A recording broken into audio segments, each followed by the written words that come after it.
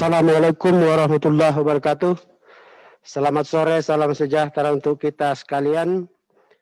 Bapak-bapak, ibu-ibu, seluruh elemen masyarakat Kabupaten Mamasa yang saya hormati dan saya banggakan.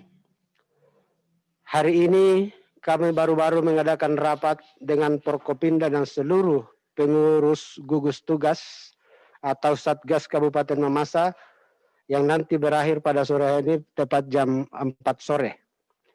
Hal yang dibicarakan adalah pertama itu perubahan struktur organisasi dari gugus tugas menjadi Satuan Tugas Penanganan COVID-19 Kabupaten Mamasa 2020. Saya sampaikan pada kesempatan ini, saya jelaskan bahwa tidak jauh beda antara tupoksi gugus tugas dengan Satgas. Kepengurusan strukturnya yang terlibat pejabat yang ada di dalam tidak berbeda, demikian juga dengan anggota-anggota gugus.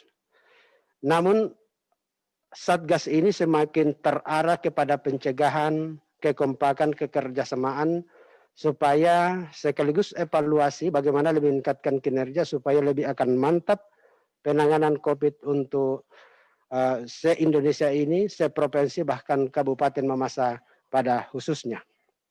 Ini menandakan Bapak Ibu sekalian bahwa gugus tugas tidak bubar, tetapi hanya mengalami perubahan nama dari gugus tugas kabupaten menjadi Satuan Tugas Penanganan COVID Kabupaten Mamasa untuk 2020 ini. Itu yang perlu masyarakat paham. Dan sore hari ini juga yang inti kami bicarakan adalah bagaimana tentang fokus teknis penanganan masalah yang kita hadapi di Kabupaten Mamasa ini dengan banyaknya yang terkapar yang ada di Kecamatan Balla, Desa Balla, khususnya Rantai Sepang, di mana saat sekarang ini ada 12 pasien positif COVID-19. Saya sampaikan bahwa kejadian ini bukan muncul dari dalam Kabupaten Mamasa atau bukan muncul di Balla atau Rantai Sepang, tetapi ini adalah kiriman dari luar. Bahwa ada orang tua yang sakit, keluarga kita yang sakit, dijenguk oleh 2 orang anaknya dari Mamuju. Akhirnya setelah swab, ya anaknya positif, kemudian orang tua itu juga besoknya setelah di rumah sakit dinyatakan positif. Selanjutnya semua keluarga yang kontak juga positif hasil swab, sehingga berjumlah ada 12 orang. Selanjutnya untuk mencegah imbas atau penularan ke orang lain, dari pihak medis telah melakukan penanganan secara serius, secara sip, yaitu melakukan swab seterusnya kepada yang sempat kontak dengan pasien dari 12 itu. Dan sudah ada 47 orang yang telah disuap kemarin dan masih ada sekitar 15 orang yang akan dilanjutkan besok untuk swab selanjutnya. Dan tinggal kita tunggu hasilnya, kita doakan mudah-mudahan semua negatif. Toh kalau positif tentu sudah siap pemerintah daerah melalui dinas kesehatan dan instansi terkait dalam penanganan tersebut. Kesempatan ini juga saya jelaskan bahwa dari 11 orang ini semua kondisinya sekarang masih dalam keadaan baik, masih sifatnya tidak ada yang terlalu menderita sakit, dan analisa selanjutnya kalau toh ada yang diantaranya ini sudah sakit parah tentu akan dibawa ke rumah sakit untuk diisolasi secara mandiri di rumah sakit. Jadi kami sudah tugaskan Kapus, kami sudah tugaskan petugas rumah sakit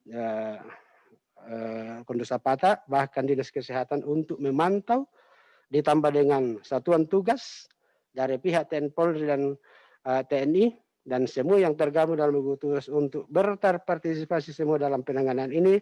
Mudah-mudahan dari 12 orang ini secepatnya bisa sembuh. Dan tentu akan dilakukan langkah-langkah jitu tentang ini.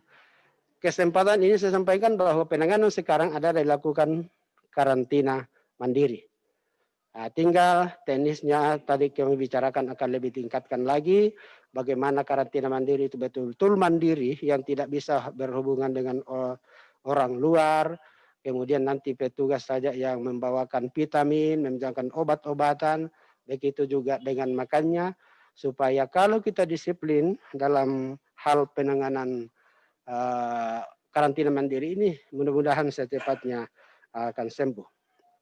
Dan ini mudah-mudahan besok akan dilanjutkan untuk swab selanjutnya bagi kurang lebih 100 orang.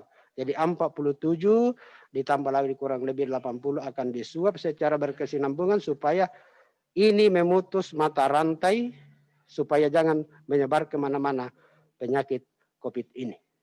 Dan insya Allah secepatnya akan sembuh karena memang sudah dilakukan penanganan yang cukup serius dari pihak pemerintah daerah melalui Dinas Kesehatan. Dan kesempatan ini juga saya sampaikan, mohon kesadaran keluarga yang ada di Rantai Sepang, karena saya ingatkan bahwa ini bukan mainan, karena kalau ada orang yang tidak mau atau menghalang-halangi petugas untuk melakukan swab atau rapid, itu akan dikenakan pidana 1 tahun atau denda 1 juta. Nah, tapi ingat bahwa hal ini bukan mainan, pasti akan dilakukan manakala kita tidak sadar tentang itu. Tapi saya yakin dan percaya keluarga yang ada di sana, tolong pihak pemerintah, Tuhan medis jangan dipersulit, karena tujuan kita ini adalah bagaimana menjaga kesehatan, menjaga nyawa kita supaya terhindar bisa aman dari pandemik ini. Mohon agar semua pihak, seluruh elemen masyarakat meningkatkan kesadaran dalam hal disiplin protokoler kesehatan. Sekali lagi, jangan kemana, setiap keluar, jalan kaki, naik kendaraan, di rumah pun sekarang diharuskan untuk pakai masker. Karena itulah pencegahan yang pertama dan utama. Yang kedua, rajin cuci tangan. Kemudian tetap mengantongi itu hand sanitizer supaya sesudah cuci tangan, diantaranya itu ada sempat kita kena sesuatu, ya langsung untuk digunakan supaya bisa terhindar.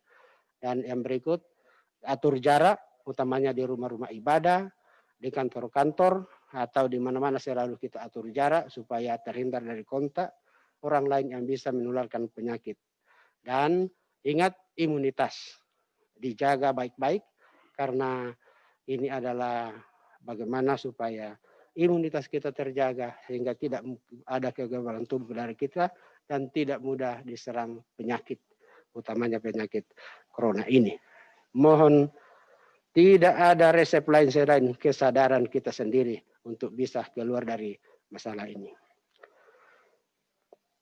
Dan selanjutnya kesempatan ini juga dalam rangka pencegahan, karena dilatar belakangi bahwa di masa ini sudah ada yang 12 orang positif corona dan di dalamnya ada ASN yang ada di OPD, beberapa OPD.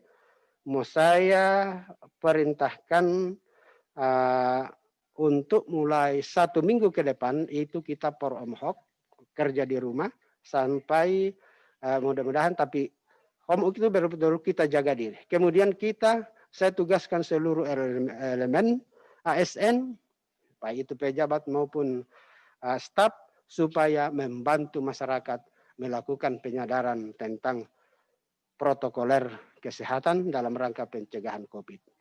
Saya kira ini hal yang saya sampaikan dan saya kira ini hanya ulangan. Mudah-mudahan Bapak Ibu sekalian, seluruh elemen masyarakat bisa paham tentang ini dan mari kita bersama-sama bahu-membahu kerjasama yang baik untuk membawa daerah kita ini untuk aman dari pandemi COVID. Demikian, terima kasih. Assalamualaikum warahmatullahi wabarakatuh. Selamat sore, salam sejahtera untuk kita sekalian.